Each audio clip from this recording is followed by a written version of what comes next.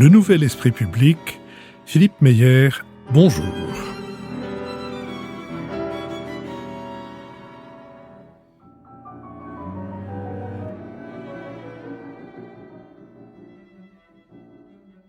Bonjour, merci de nous avoir rejoints pour ce Nouvel Esprit Public qui aura un caractère un peu particulier, le caractère d'une thématique qui nous permet de prendre de la distance par rapport à des événements chauds ou tièdes, et en l'occurrence, qui nous donne l'occasion de recevoir Julian Jackson, historien britannique et auteur aux éditions du Seuil de Le procès Pétain, dont je vais dire évidemment quel est le contenu, mais avant, je précise que nous recevons Julian Jackson avec Nicolas Bavrez, essayiste et avocat, et avec Michel Vinocq, qui fait son entrée triomphale dans cette émission. Michel Vinocq, historien et écrivain. Julian Jackson, vous êtes historien, vous êtes spécialiste du XXe siècle de l'histoire de France. Après un ouvrage sur l'occupation et une biographie de Charles de Gaulle que nous avions salué ici même, vous publiez France on Trial, The Case of Marshal Pétain, publié au Seuil fin janvier dans une traduction titrée Le procès Pétain et sous-titrée Vichy face à ses juges. On peut revisiter le procès de Pétain sans vouloir le refaire, écrivez-vous dans votre introduction. L'exercice permet d'observer les Français de 1945 en train de débattre à chaud de leur histoire. Comme le suggère le sous-titre de votre livre, ça n'est pas seulement le maréchal qui est jugé. Nous serions des hypocrites, écrit Mauriac, si, avant de mêler nos voix à toutes celles qui l'accusent, chacun de nous ne se demandait « qu'ai-je dit, qu'ai-je écrit ou pensé au moment de Munich, de quel cœur ai-je accueilli l'armistice ?» Ne reculons pas devant cette pensée qu'une part de nous-mêmes fut peut-être complice à certaines heures du vieillard foudroyé. Fin de citation.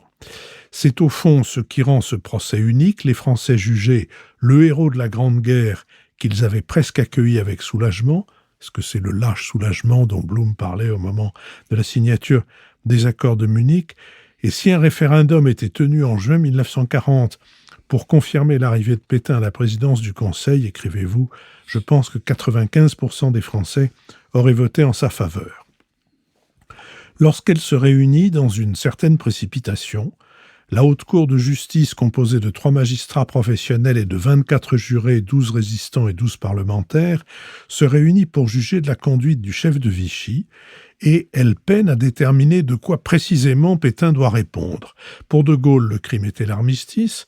Raymond Aron ne condamnait Pétain qu'à partir de novembre 1942, lorsqu'il était resté en France alors que les Allemands bafouaient l'armistice et franchissaient la ligne de démarcation.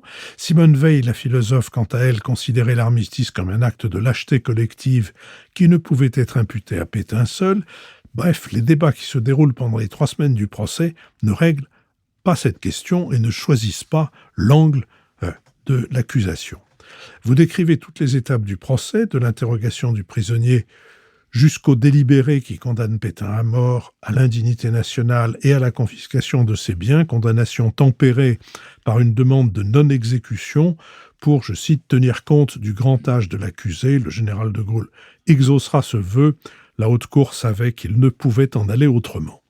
Au lendemain du procès, Mauriac écrit « Un procès comme celui-là n'est jamais clos et ne finira jamais d'être plaidé. » Dans la 3e partie de votre livre, intitulée « Ce passé qui ne passe vraiment pas », vous montrez qu'il avait raison et vous concluez « Si le dossier Pétain est clos, le pétinisme n'est pas mort. » Il me semble que c'est en constatant cette permanence du pétinisme, sa présence dans le débat public en 2022 lors de l'élection présidentielle, plus de 70 ans après la mort du maréchal et plus de 80 ans après son accession au pouvoir, il me semble que vous avez en quelque sorte remonté le courant à la recherche des raisons et du contenu de cette permanence jusqu'à en arriver à ce procès qui me semble n'avoir été ni fait ni à faire. Est-ce que c'est bien votre démarche que cette remontée du courant de l'actualité de 2022, ou en tout cas de l'actualité du pétinisme, jusqu'à ce procès du maréchal? Non, oui, en fait, vous avez tellement bien résumé le livre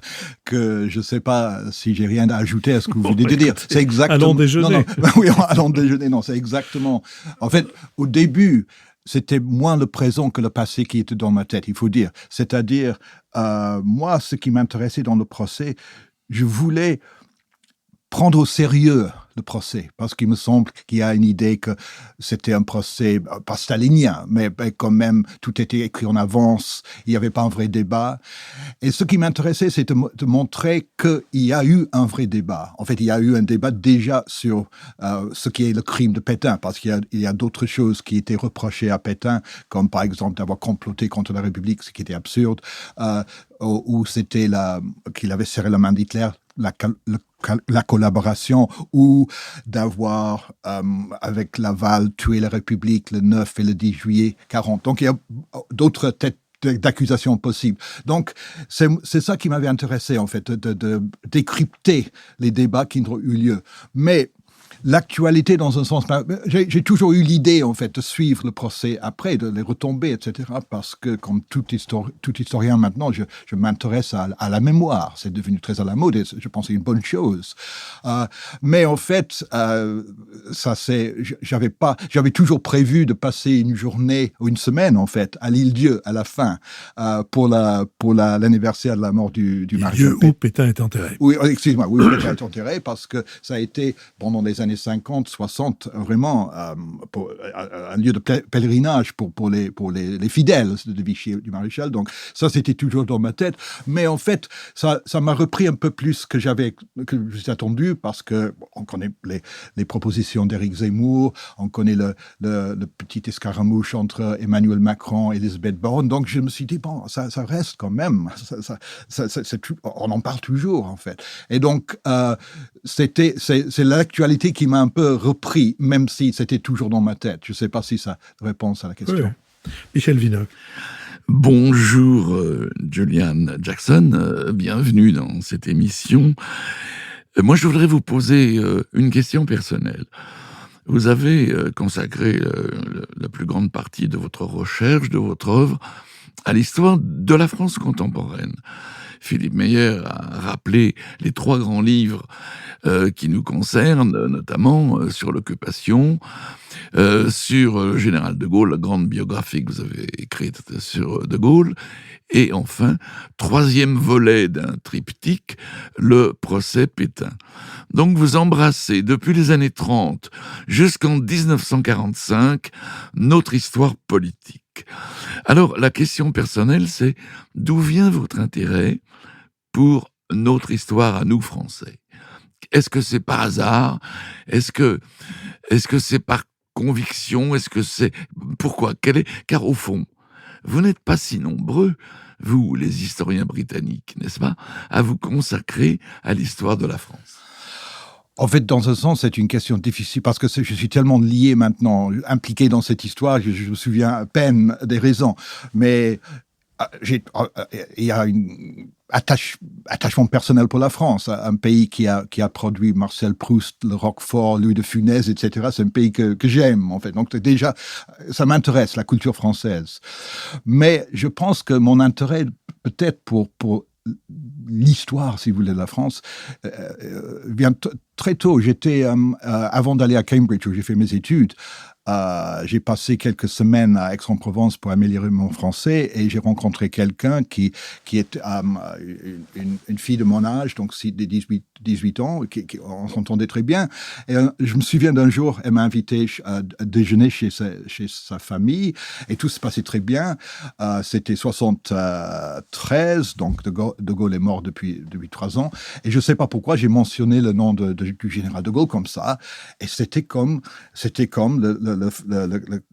le dessin de la 40 d'âge sur l'affaire Dreyfus. En fait, soudain, c'est comme si je savais pas ce que j'avais dit. J'avais pas compris, je ne connaissais pas cette histoire, que c'était une famille pieds noirs, comme beaucoup de familles dans cette région. Et soudain, je me suis dit, mais quand même un pays où on peut avoir ces haines toujours si féroce, c'est tellement différent de... En fait, il faut pas oublier que nous avons quand même tué notre propre roi avant vous, etc. Nous étions une république avant vous, etc. Mais quand même, donc ça m'avait quand même... Je me suis dit, mais un pays où l'histoire compte à ce point, ça m'avait vraiment attiré dans un sens. Et donc je pense, je dis pas que c'est l'explication. Puis je vais à Cambridge et je suis un cours sur l'histoire française et après mais je pense pense que s'il y a un moment qui déclenche, je pense que c'est peut-être ça. Nicolas Bavrez. Mais finalement, dans vos livres, on peut se dire que tout tourne de fait autour de cette débâcle de la France. Et c'est vrai que je pense que juin 40 reste vraiment le pivot et la tragédie de la France au XXe siècle. Et finalement, autour de ce moment qui est un moment clé, c'est vrai qu'il y a ces deux personnages. Le maréchal Pétain, qui est le grand héros de la Première Guerre mondiale et qui va se révéler un naufrageur politique et un naufragé politique également. À l'inverse, le général de Gaulle qui s'est révélé en chef militaire et en sauveur et qui a été prisonnier lors de la Première Guerre mondiale et qui va se révéler comme le grand politique qui va sauver l'honneur de la France dans ce moment tragique.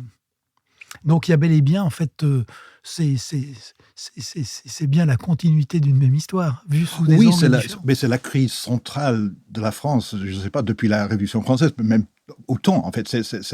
Nous n'avons pas cette expérience d'avoir été vaincu, battu, et puis d'avoir été occupé. Il y a cette très belle scène que tout le monde en cite souvent, que je trouve très émouvant, où dans la première partie du Chagrin et la pitié, Anthony Eden, le ministre des Affaires étrangères, on pose la question, qu'est-ce que vous pensez de ce que la France a fait, ou quelque chose comme ça, et il dit avec beaucoup de dignité, en fait, un Anglais, un Britannique ne devrait pas juger le comportement de la population d'un pays qui a été occupé. Nous n'avons pas eu cette expérience. Et donc, oui, mais je dois dire que j'ai commencé, mon premier livre était sur la crise économique des années 30, mon deuxième livre était sur le Front populaire, et puis après, oui, bien entendu, j'ai fait un livre qui n'a pas été traduit en français sur la défaite de 40, où en fait, je voulais un peu réhabiliter la Troisième République, en fait, parce que, en fait, j'avais un argument sur ces questions. Oui, mais je trouve que c'est le drame central de la France contemporaine et on ne peut pas s'en échapper. Et je comprends tout à fait pourquoi, en fait. Et si on avait ce point, nous, ça serait aussi traumatisant pour nous. Donc oui, je pense que j'avais pas pensé à ça comme une trilogie, mais maintenant, puisque vous le dites, j'ajoute un troisième. C'est quoi quand on a 4 choses? Quatuor, en fait. La défaite de 40. C'est pas le quatuor d'Alexandrie, c'est le quatuor de Julian Jackson. Oui. Non, mais c'est vrai qu'il y a une continuité, une unité, en fait. Et ces choses continuent à me travailler, si vous voulez. Et j'ai fait également un petit livre sur La Grande Illusion. C'est un de mes films préférés, qui est également, c'est dans un sens un livre sur la guerre, même si le film est sorti avant. C'est déjà, tout est prévu, tout est là. Alors, comme l'a dit Philippe Meyer, en fait, il y a 2 livres en un, parce qu'il y a un livre sur le procès Pétain, avec, j'allais dire, la reconstitution de l'époque et des acteurs, et puis ensuite un livre sur la mémoire. Sur le procès Pétain, j'aurais 2 questions. Est-ce que vous pourriez d'abord nous dire en quoi c'est un procès unique par rapport aux autres procès qui ont eu lieu à l'époque? Parce qu'on a Nuremberg, on a le procès Quisling en Norvège. En quoi est-ce que ce procès Pétain se distingue? Et ma deuxième question, c'est finalement, et là c'est vrai que je pense que le sous-titre est en partie trompeur, c'est-à-dire que vous nous montrez aussi pourquoi le procès de Pétain, en fait, n'a pas été le procès de Vichy. Parce qu'il y a des pans entiers qui ont été, en réalité, absents des débats, à commencer évidemment par la Shoah et par la participation de Vichy. D'abord, la mise en place d'une politique de répression propre avec le statut des Juifs, et puis ensuite la participation évidemment à la répression et à la mise en œuvre du génocide. Oui, pour la première question, en fait, ma réponse est simple. Je pense que la différence entre les procès de Nuremberg et les procès de Tokyo, par exemple, et apparemment, il y a un nouveau livre que je n'ai pas encore lu par un Américain qui est vraiment le livre sur les procès de Tokyo, qui a l'air d'être très, très bien. Et la différence entre ces 2 procès, le procès Pétain, c'est que dans le procès Pétain, c'est les Français qui jugent Pétain. Donc, c'est pas les alliés, c'est pas les vainqueurs, c'est les Américains, les Britanniques, etc. C'est les Français.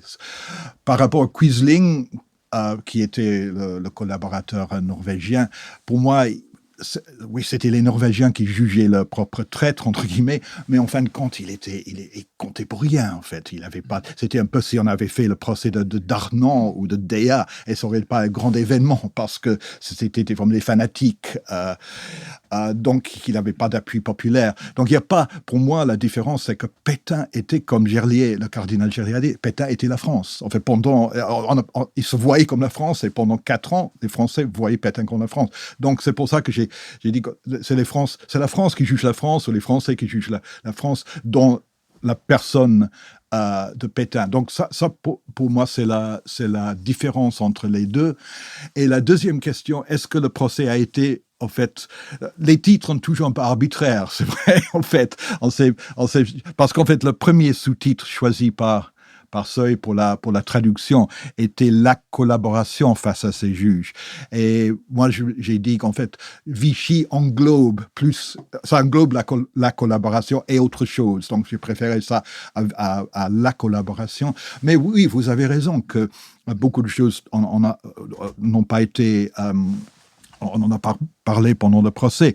Mais pour De Gaulle, parce que Philippe Meyer, vous avez dit au début, pour De Gaulle, le péché originel de Vichy, le péché, tout découlait de l'armistice. Donc pour lui, le reste ne comptait pas. Le reste comptait, mais c'était inévitable une fois que le procès est fait. Donc, mais oui, la question des Juifs, ici on peut en parler. Beaucoup de questions ont été un peu escamotées en partie. Mais ce qui est très étrange, il y a juste une petite chose que j'ai relevée dans le livre que personne n'a remarqué. C'est juste une phrase en fait. J'ai trouvé dans les archives américaines et britanniques que le ministre de la Justice, Tai Chen, a vu les ambassadeurs britanniques et américains séparément. Donc, c'est quelque chose qu'il pensait. Il a dit peut-être 3 semaines avant le début du procès que le procureur Mornay va pas se concentrer sur il va concentrer ses efforts sur la période après novembre 42. Et comme vous avez dit, c'est la période où presque tout le monde, même les gens qui défendent l'armistice, c'est difficile à défendre le fait que Pétain, après l'occupation de la France entière, le sabordage de la flotte, etc., que Pétain n'est pas allé en Afrique du Nord. Et donc, il a dit à ces 2 personnages, en fait, parce que la première période, cette dernière période est impossible à défendre. Mais bizarrement, c'est pas ce que fait Mornay. Et j'ai pas d'explication, sauf que est-ce qu'il y a de la pression je ne sais pas, je ne peux pas répondre à la question, mais c'est quand même étrange qu'il avait dit qu'on va à 2 personnages. Le fait qu'il a eu ces 2 entretiens séparés montre pour moi qu'il voulait leur dire, leur rassurer. En fin de compte, le procès, pendant la première semaine, c'est un peu dévoyé par ce complot qui était vraiment imaginaire, comme même Mornay a accepté. Toute la partie sur la cagoule, la synarchie, qui ne tient pas du tout. En fait, il y a une petite explication pour ça, que beaucoup de... comme Mornay, le procureur Mornay a commencé à construire ses arguments, il y a eu beaucoup de livres écrits par les Français exilés qui sont restés en 40, en fait, parce qu'ils n'étaient pas en France. Donc, il y a toute une histoire, une littérature sur le complot de cagoule, les relations de Pétain à la cagoule, etc. Et je pense que... Juste, pour résumer pour nos auditeurs qui ne vous ont pas encore lu, donc, une partie du procès, et le procureur Mornay, sur lequel il y a beaucoup de choses à dire, mais le procureur Mornay, il consacre une énergie assez importante, et pour dire que dès... 4 ou 5 ans avant la guerre, Pétain était dans la mouvance de ce mouvement de la cagoule qui conspirait à la destruction de la République. Et au bout d'une semaine, il déclare, on passe à autre chose, il n'y a aucune preuve. J'aimerais que vous nous parliez de la personne de Pétain en 1945, c'est-à-dire, objectivement, qui est-il, comment il se voit, comment les Français se voient, et est-ce qu'il y a déjà un mythe Pétain en 1940? Ah oui, je pense. Je sais pas que... J'aimerais bien avoir parce que vous êtes tous connaisseurs, vos avis sur la question. Je ne veux pas être la seule personne qui donne mon avis, mais je donne mon avis là-dessus. Je pense que ce qui est fascinant dans le procès, en fait, il y a ce vieil homme, ce grand héros, en fait, français, qui est pour la plupart du temps silencieux, parce que son avocat, Maître Izorni, a eu la bonne idée, en fait, de le faire taire, parce que Pétain n'était pas si gâteux, comme on disait, mais il avait quand même 89 ans, il confondait les dates, c'était normal. Et Izorni avait bien compris, ce serait mieux si, avec beaucoup de dignité, le vieillard reste silencieux parce qu'il est beau, mais il a fait une petite une déclaration de 10 minutes avant. Mais donc toute la question, c'est qu'est-ce qui se passe dans sa tête. Quelquefois, parce que quelquefois, quand même, il intervient. Quelquefois, il prétend être sourd. Est-ce qu'il est sourd? Je ne sais pas. Mais quelquefois, on voit avec sa main derrière l'oreille. Oui, une surdité sélective. Je pense que c'est sélectif, parce que j'ai montré deux ou trois occasions où en fait, on voit bien qu'il a entendu. Mais quand même, je pense qu'il faut penser à comment la cour était organisée. Pétain était sur son fauteuil. Devant lui, il y avait les témoins, pas très loin, mais les témoins étaient face au juge, donc dos au Pétain. Donc c'est possible que c'était pas toujours facile à écouter, mais à entendre. Mais il y avait un mythe à Pétain très fort. Pour moi, personnellement, peut-être vous n'êtes pas d'accord. Tandis que le personnage de Gaulle, on ne peut pas épuiser De Gaulle. Chaque fois qu'on pense on est au bout de Gaulle, il vous surprend parce qu'il est tellement compliqué, il y a tellement de niveaux, il est, je ne sais pas, il est inépuisable pour moi. Tandis que Pétain me semble pas quelqu'un de très intéressant. Il a dû être un très grand chef militaire, mais je pense pas il n'était pas un intellectuel comme De Gaulle, mais aussi ses idées sur la politique étaient en fin de compte assez banales, en fait. Je pense qu'il devient un peu prisonnier de cette idée qu'il est le sauveur. Déjà dans les années 30, l'homme providentiel, Gustave Hervé qui écrit le pamphlet « C'est Pétain qu'il nous faut », etc. Donc je pense qu'il devient, et beaucoup de personnes comme Laval voient en Pétain la personne dessus de cheminée qui pourrait jouer un rôle après, si nécessaire. Donc pour moi, c'est quelqu'un qui n'a pas vraiment beaucoup d'idées. Il pense à l'importance de la famille, il faut que les instituteurs ne soient pas pacifistes, toutes les choses très banales, il me semble. Mais il est ce qui est fascinant, Pétain, il a un peu une feuille blanche, en fait, et tout le monde écrit leur vision sur Pétain. Et donc, pour moi, le personnage de Pétain en lui-même n'est pas très intéressant, mais il symbolise, il est là pour une raison. Pas simplement qu'il a été chef d'État, mais quand même, il porte ce qu'on parle. On a utilisé le mot pétainisme. Je ne sais pas si cet isme existe vraiment, mais moi, j'en ai parlé dans le livre, mais je crois qu'on utilise le mot. Donc, il devient plus important. Le personnage un peu banal, un peu médiocre, je pense, il est intéressé, à mon avis, que par la guerre et le sexe, en fait, devient très important pour ce qu'il symbolise. Oui, il y a quand même la légende, peut-être, oui. Une vérité discutable, qu'il est le vainqueur de Verdun. Oui. Il y a quand même dans la construction de cette légende le souvenir de la Première Guerre. Oui. Et du reste, De Gaulle a rendu hommage. Tout à fait. Oui. Au Pétain à 100%. de 14, de 16. Oui. Pour lui, du reste, si je ne me trompe, il disait que Pétain s'était éteint en 1925. Oui, il a dit il est mort en 25. Oui, voilà. Et ce qui est très bizarre, il répète ces phrases incessamment, en fait. Mais ce qui est étrange, il y a deux choses. C'était en 25 qu'il a commencé à travailler dans son cabinet. Donc, c'est au moment où il prend De Gaulle qu'il est mort, entre guillemets. Et je pense que ce qu'il voulait dire par ça, c'est qu'après 25, Pétain n'était plus... son cerveau était un peu figé. Il n'était plus ouvert aux idées nouvelles, en fait. Il était devenu un peu pour De Gaulle. De Gaulle n'aimait pas l'adulation. C'était pas son genre, je pense. Et donc, cette adulation feutrée qui entourait Pétain le heurtait un peu. Mais également, il restait toujours un fond de respect pour Pétain. Je cite dans le livre, en fait, je l'avais également cité dans la biographie de Gaulle, mais c'est une un petit moment qui m'avait vraiment frappé. Quand Pompidou, en 51, annonce il était à ses côtés de Gaulle en 51, quand il apprend la mort de Pétain, Pompidou dit Pétain est mort, et de Gaulle reprend, il dit le maréchal est mort. Donc il y a toujours, quand même, il est le maréchal. Oui, du reste, est-ce que vous faites la distinction qu'a proposé il y a longtemps Jean-Pierre Azéma entre le maréchalisme et le pétainisme?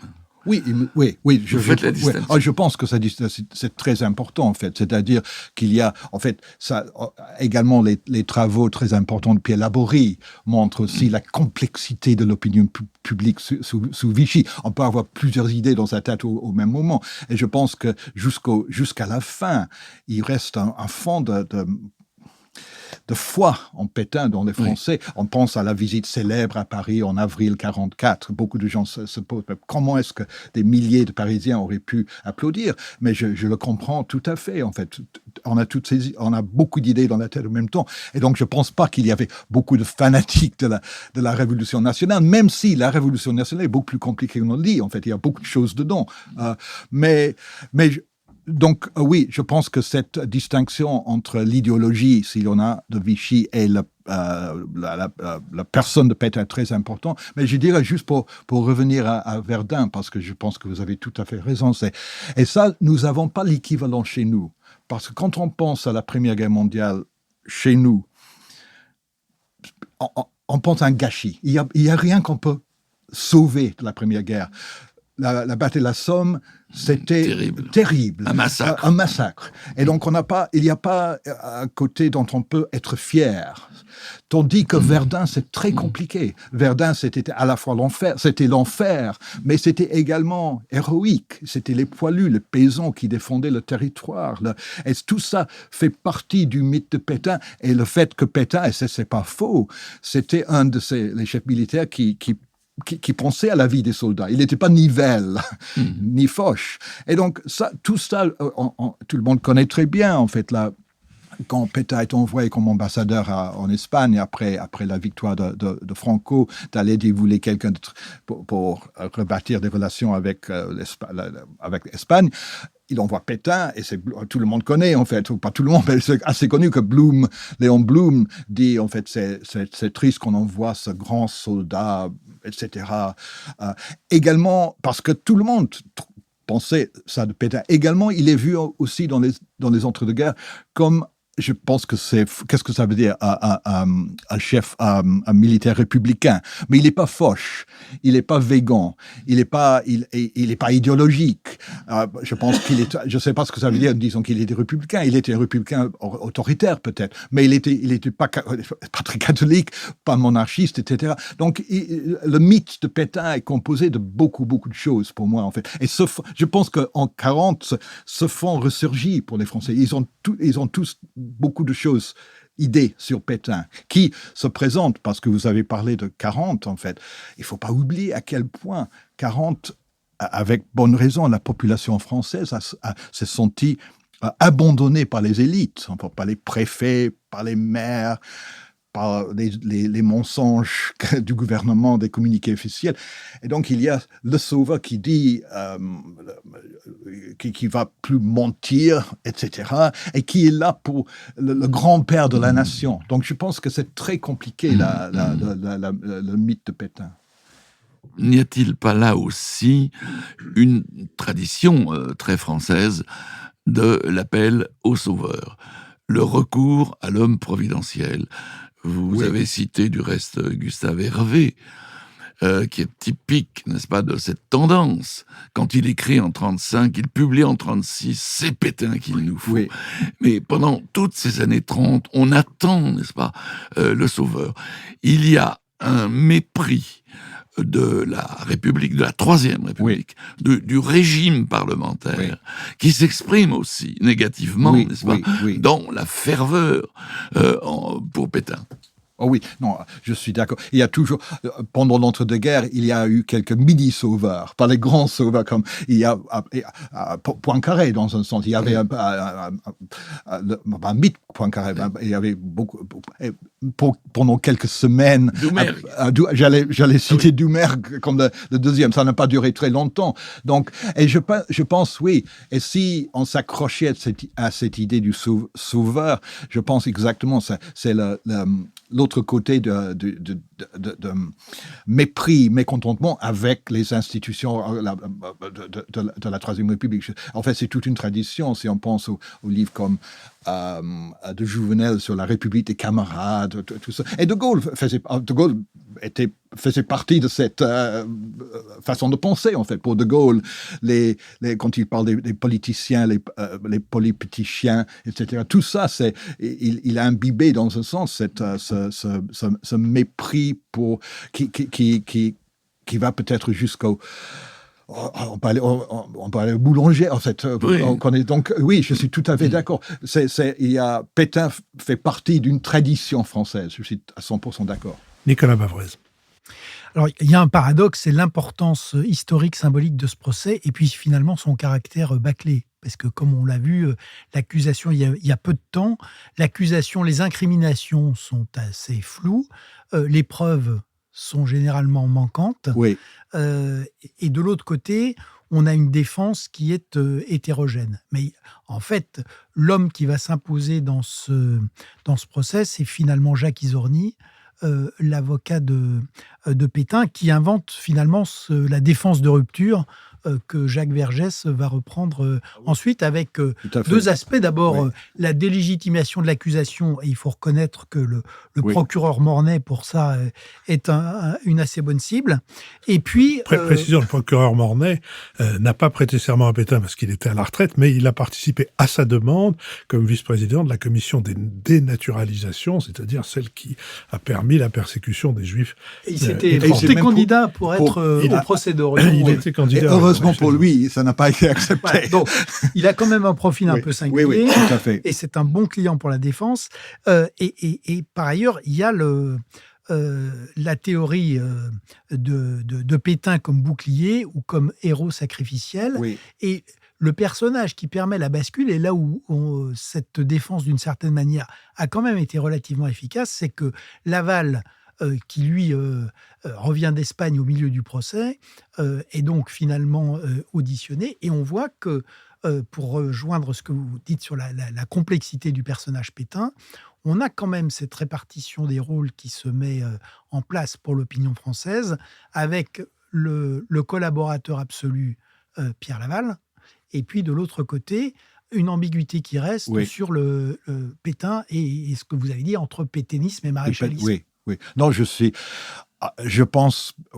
d'accord. Je pense qu'en fin de compte, je ne sais pas si un procès comme ça aurait pu marcher, en fait. Alors, si on pose la question, est-ce que ça aurait pu marcher? Je me demande, pour un pays qui sort juste de ce qu'on peut appeler une guerre civile. Non, mais c'est d'ailleurs pour ça que De Gaulle n'en voulait pas. Exactement. De Gaulle a été le premier catastrophé quand il a vu que Pétain se présentait. Il comprenait la nécessité d'un procès, mais il voulait pas contumace parce qu'il voulait pas que Pétain soit là, parce qu'il comprenait très bien exactement tous les enjeux. Et De Gaulle avait, comme très souvent, il avait raison, je pense. Mais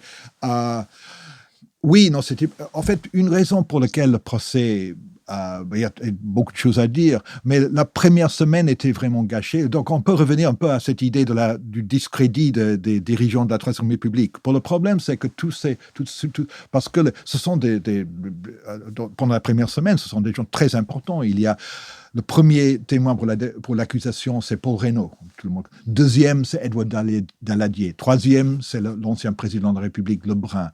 Quatrième, je ne sais pas exactement, c'est le président du Sénat, Jeannet. Puis il y a Herriot. Donc, ce sont vraiment les fauves de la grands personnages. Mais le problème, c'est que, en fait, ils sont là pour se justifier.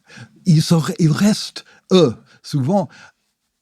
Le pauvre, une fois, en fait, après mon deuxième livre, j'avais prévu de faire. J'ai travaillé pendant 3 ans sur une biographie de Paul Reynaud, que j'ai jamais en fait terminé. Je sais pas pourquoi, je suis passé à autre chose.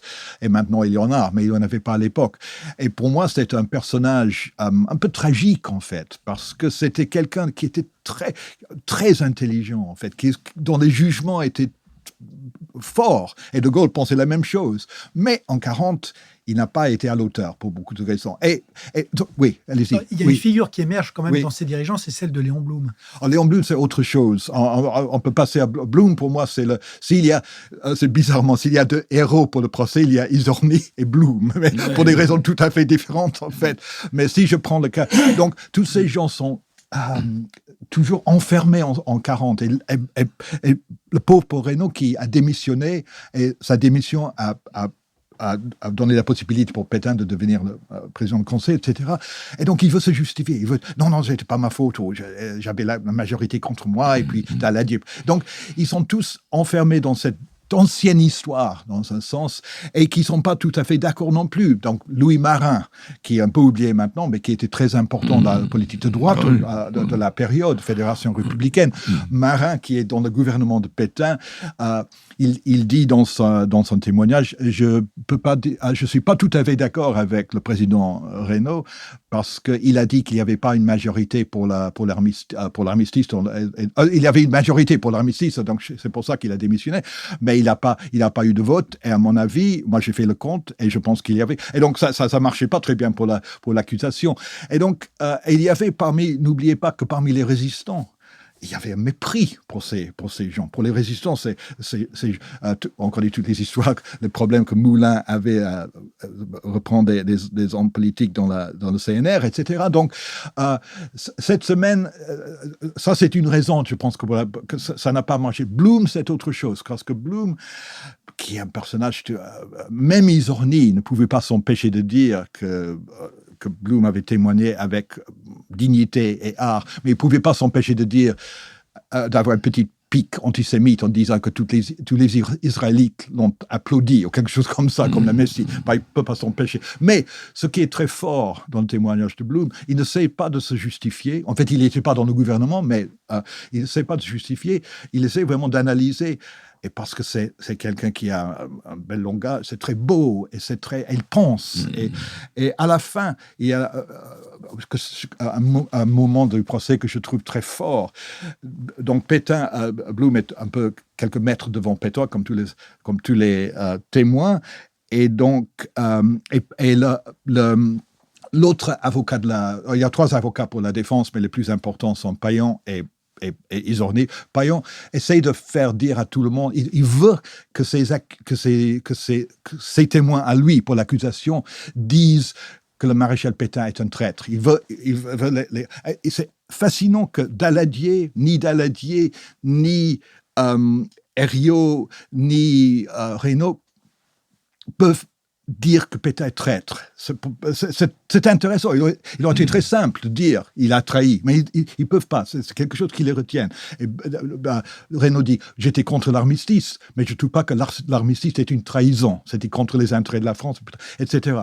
Mais Blum, avec beaucoup il est beaucoup plus dur, en fait. Il y a un moment où il se retourne, donc, par exemple, pose la question, est-ce que le maréchal Pétain a trahi? Et Blum, parce qu'il pense toujours, cette grande intelligence de Blum, il se retourne, il s'avance vers Pétain, il est devant Pétain et les deux se regardent dans les yeux. Pétain ne dit rien, mais il rougit. Quelquefois, on voit les réactions de Pétain, même s'il devient très agité, même s'il dit rien. Et Pétain Blum dit plus ou moins, oui, il a trahi, mais il essaie de définir ce qui est la trahison. Et puis, il dit, il y a un mystère. Il y a un mystère Pétain que je ne comprends pas. Et ça, c'est un moment très fort. Et oui, après, je pense que si c'est bâclé, donc cette première semaine, le problème, c'est que beaucoup de ces témoins étaient discrédités par l'opinion publique, pas par leurs propres prestations, etc. Deuxième semaine, l'aval était très fort dans ce sens aussi. Et troisième semaine, et puis dans la troisième semaine, on commence à bâtir la défense qui va continuer jusqu'à nos jours. Il y avait un accord secret, double jeu, accord secret avec les Britanniques, message secret envoyé par Pétain à Darlan pour approuver son ralliement aux Alliés, etc. Donc tout est construit pendant cette troisième semaine. Et donc, oui, Baclay... tous les deux, on utilise le mot Baclay. Ça n'a pas été une grande réussite, mais je pense pas quand même que c'était tout à fait Baclay. Je cherche un autre mot, si vous voyez ce que je veux dire. Je ne sais pas si vous êtes d'accord. Dans la stratégie de la défense, il y a deux idées qui sont aussi des mythes, au fond. Oui. Premièrement, la séparation entre Pétain et Laval.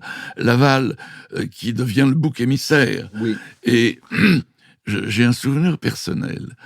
J'avais 8 ans en 1945. Et je me souviens d'être dans une foule qui crie. On entend crier à un moment donné « À bas Pétain !»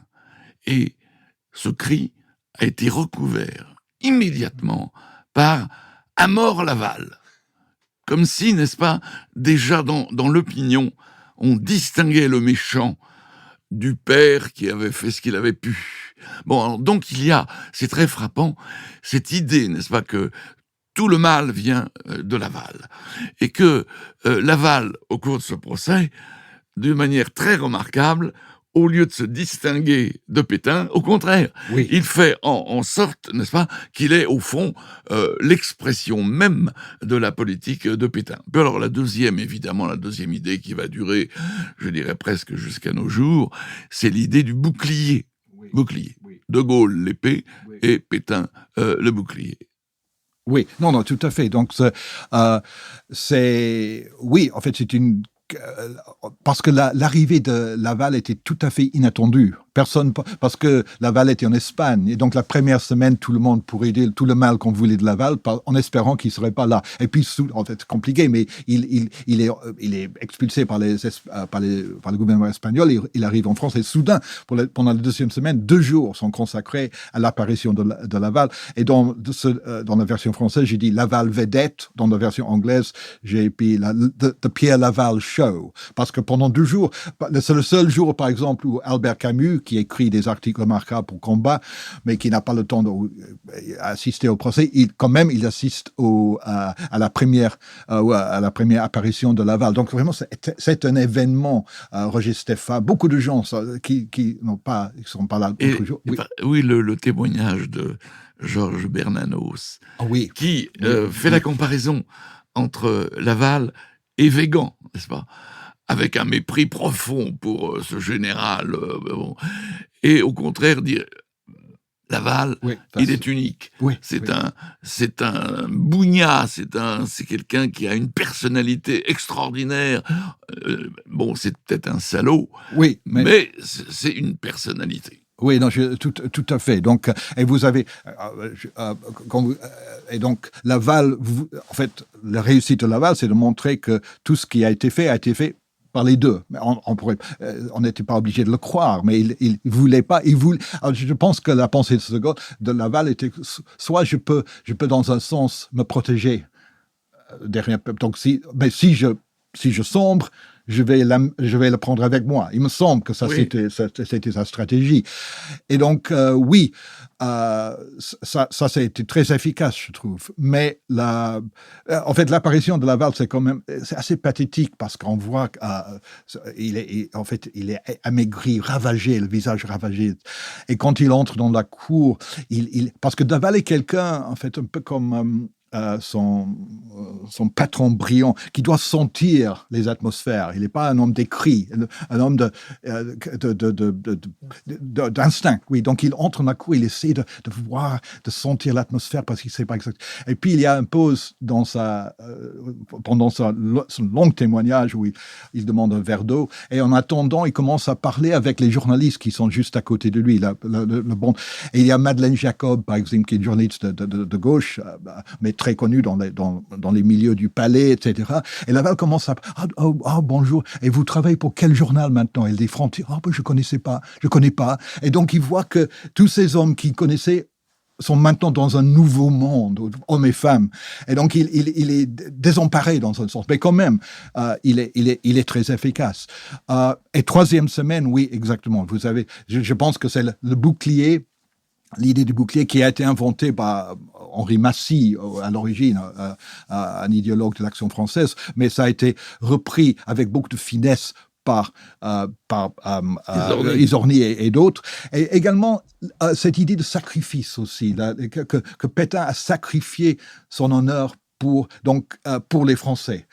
Cette idée, on parle, un des témoins parle de la couronne d'épines que Pétain portait. Donc, il y a presque une idée de christique. Oui, christique là-dedans. Donc, oui, on commence à bâtir une défense qui va durer, en fait, qui va être repris dans des grands livres. Comme, dans ce sens, c'est un peu l'idée qu'on trouve dans Robert Harron, qui est un des grands premier livre sur le régime de Vichy, etc. Et ça continue jusqu'à nos jours. Maintenant, je pense que l'accord secret ou le double jeu, ça ne marche plus. Je comprends. Et les télégrammes, c'est très compliqué, donc on ne va pas rentrer dans les détails des télégrammes de Pétain, des soi-disant messages secrets de Pétain à Darlan.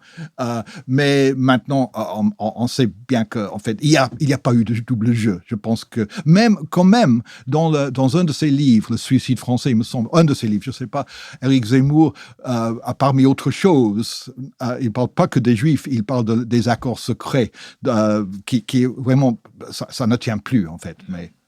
Mais si on cherche, ce qui est un peu mon obsession, comme vous avez compris, à comprendre pourquoi ce pétinisme dure 70 ans après la mort du maréchal, comment il vient... Je peux vous poser une question à vous, c'est quoi, à tout le monde, parce que est-ce que vous pensez que le mot pétainisme, en fait, est approprié pour décrire ça, parce que moi, je sais que je l'ai utilisé, mais avec hésitation, parce que je me sens que c'est un peu facile. Je sais pas. D'une certaine façon, oui. Pour ma part, qui ai pu étudier les textes, les idées politiques, etc., il me semble que c'est un courant qui, naturellement, est antérieur à Pétain lui-même, n'est-ce pas ? Oui.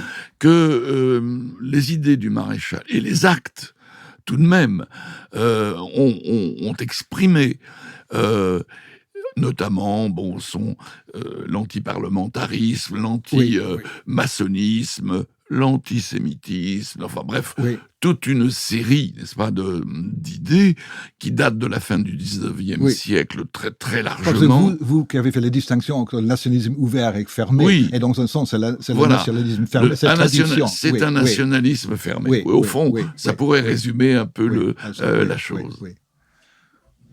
Nicolas, ton idée sur le pétinisme pour répondre à la question ça ouvre un peu sur la deuxième partie du livre et la mémoire, parce que je pense que moi je définirais le pétainisme par le défaitisme, l'esprit de renoncement, et le moment où finalement une nation ou un peuple renonce à la maîtrise de son destin et s'abandonne un peu à la fatalité.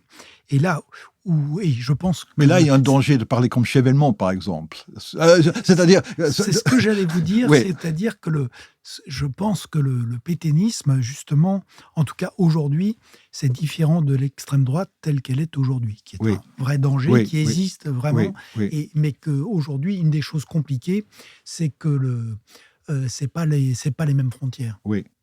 Et donc, je pense que le pétainisme ne permet pas ni de définir, ni de lutter contre l'extrême droite, mais à l'inverse, il y a bel et bien une tentation pétainiste. Je dirais peut-être un nationalisme de renonciation, comme vous dites, espèce de repli, mais avec, j'ajouterais une deuxième chose, une idéologie d'exclusion, on cherche les ennemis à l'intérieur. La recherche, le bouc émissaire. Le bouc émissaire, ou les ennemis, l'anti-France comme... Et l'idée de la France seule. La France seule. La France seule, c'est quand même une idée forte du pétainisme. Oui, tout à fait. Et qu'on retrouve aujourd'hui quand même dans certains courants d'extrême droite. Alors, dans cette persistance du pétainisme, ce que j'ai trouvé très intéressant dans votre livre, c'est qu'il me semble qu'il établit une responsabilité, non pas, il n'attribue pas la responsabilité, mais il attribue une responsabilité à ce procès. Ce procès est une farce. C'est une farce judiciaire avec un procureur général qui a été très avancé dans la collaboration avec les idées antisémites, avec un président qui a prêté serment au maréchal Pétain, le président Mongibaud, avec un trio d'avocats qui se tire dans les pattes en permanence, même si à la fin c'est Isorni parce qu'il est le plus jeune, parce qu'il est le plus rentre-dedans, parce qu'il n'a peur de rien, et qu'au fond c'est le plus voyou, et que c'est lui qui entraîne, c'est lui qui l'emporte, et puis c'est lui qui a quelque chose d'un peu original à dire, même si ça s'appuie sur des travaux ou des pamphlets comme ce que Massis a pu écrire, mais ces témoins qui viennent pour, à l'exception de Blum, comme vous l'avez dit, pour parler d'eux. Dans le cas de Paul Reynaud, c'est hallucinant. On a l'impression qu'il revient tous les jours dans l'idée de sauter sur la première occasion, de dire non, c'est pas ça, moi j'étais pas là, j'ai pas fait ça, et d'ailleurs au contraire, si on m'avait écouté, etc. Mais Daladier, etc. Et aussi le grotesque épisode de l'accusation de Pétain, portée à Pétain d'avoir comploté dès le milieu des années 30, enfin bref. Et à la fin, et en plus l'incapacité du président Mongibaud à tenir ses jurés. Il suffit qu'il y ait un juré qui soit un peu partisan et agressif pour qu'il le laisse parler tranquillement.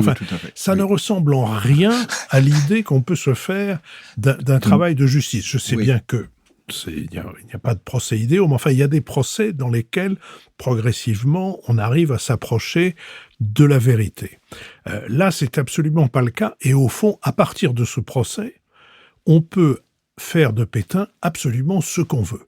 On peut en faire un traître, on peut en faire un martyr, on peut en faire un saint, et il y a l'utilité du procès, non seulement elle est nulle, mais je pense que le procès est extrêmement nocif à la manifestation ou à la recherche d'une vérité sur ce qu'a été le gouvernement de l'État français sous le maréchal Pétain, et que chacun pourra tirer la ficelle de son côté jusqu'à aujourd'hui où, effectivement, Éric Zemmour continue à expliquer que le bouclier est ce qu'on voudra. Pour moi, vous êtes trop dur, en fait. Ou trop dur dans le sens où, comme on a dit au début, il fallait avoir un procès. Il fallait faire quelque chose. On a créé une autre cour. C'était nécessaire, inévitable. Et c'était inévitable que Pétain serait jugé parce que, soit en personne, soit... Et je ne sais pas, qu'est-ce que serait un procès réussi? En fait, je vous pose la question. Définissez la réussite, en fait. Un procès d'assises est réussi, on le sait, quand il y a un président d'assises. Ça a un rôle, il a un rôle fondamental. Oui, mais c'est pas un procès normal, c'est un procès. C'est pas un procès politique exactement, mais c'est l'histoire de la France qui et aussi il faut savoir qu'ils n'ont pas eu, on n'a pas eu le temps de parler d'une question qui surprend beaucoup de lecteurs, la place ou la petite place, mais pas. Et on en a parlé, mais pas beaucoup de questions des Juifs pendant le procès, par exemple, qui surprend. Ça ne me surprend pas personnellement, mais ça choque beaucoup, ça surprend beaucoup de personnes, etc. Donc beaucoup de choses, mais n'oubliez pas que, en fait, il y avait des centaines de milliers de documents. Comment est-ce qu'on pourrait trouver entre guillemets la vérité sur ces questions en 3 semaines. Vous dites ça aurait dû durer 5 semaines. Est-ce que ça aurait été mieux mais après? Moi je trouve que je vous pose la question. Est-ce que vous pensez qu'il aurait été possible d'avoir un procès réussi entre guillemets? Parce que les gens avaient leurs idées, il faut dire déjà. Tout le monde avait. Et je pense que ça a conforté. Tout le monde est reconforté dans les idées qu'ils avaient avant. Sauf que je pense que les pétainistes ont trouvé de nouveaux arguments dans le procès. Parce que Isorni, la génie, en fait, génie c'est trop fort, mais la réussite d'Isorni, c'est d'avoir construit quelque chose de cohérent dans son argumentation, qui a été repris inlassablement depuis. Donc, non, moi je trouve que vous êtes trop dur. Personnellement, en fait. Oui, non, je suis tout à fait d'accord avec vous, parce que ce procès était inévitable, et en même temps, il ne pouvait pas être normal. Bon, par exemple, quel était le personnel judiciaire qui n'avait pas prêté serment à Pétain. Oui. Bon, Il y en avait un dont Alors, je me suis dirais- toujours demandé pourquoi on n'est pas allé le rechercher. Non, il y a un bon article sur lui par Jean-Paul Jean, par exemple, qui a fait tout sur Paul Didier. Oui. Et il faut dire aussi que la France libre à Londres n'a pas reproché aux magistrats d'avoir pris le serment. Il y a deux, parmi les compagnons de la Libération, il y a deux qui ont pris le serment. Oui, mais ils s'étaient concertés. Ils se sont demandé ce qu'ils allaient faire, ils se sont concertés, et ils ont dit prêtons serment parce que ça sera une couverture pour nos non, activités. justement. Donc non, je défends pas. Je veux pas être le défenseur de la magistrature française ici. Mais... Ce serait un gros. Non, je dirais à Philippe que c'est l'histoire qui juge. C'est l'histoire qui jugera. Et nous étions là dans l'immédiateté. Il fallait du temps. Et ne serait-ce que pour avoir une documentation, les archives suffisantes. Combien de choses ont été révélées sur Pétain et sur Vichy après 1945 ? Les historiens qui ont travaillé sur la question ont attendu. Bon, il a fallu le déclic là, de Paxton, et ça date des années 70, pour avoir une idée un peu plus précise de ce qu'a été la collaboration entre le régime de Vichy et l'Allemagne nazie. Bon, alors vous vous rendez compte, en 1945, on n'avait pas tous les éléments pour juger, mais il fallait pourtant. Je crois que la France, l'opinion, avait besoin de ce procès. Peut-être pour se décharger de sa culpabilité. Oui. De ce point de vue, la phrase de Mauriac est tout à fait remarquable. Oui. Quand Mauriac, qui est un écrivain extrêmement sensible et sincère, dit qu'au fond, juger Pétain, c'est nous juger tous un peu nous-mêmes. Ça, c'est assez remarquable. Oui, tout à fait, à 100%. Je pense que ça voulait être un moment de catharsis.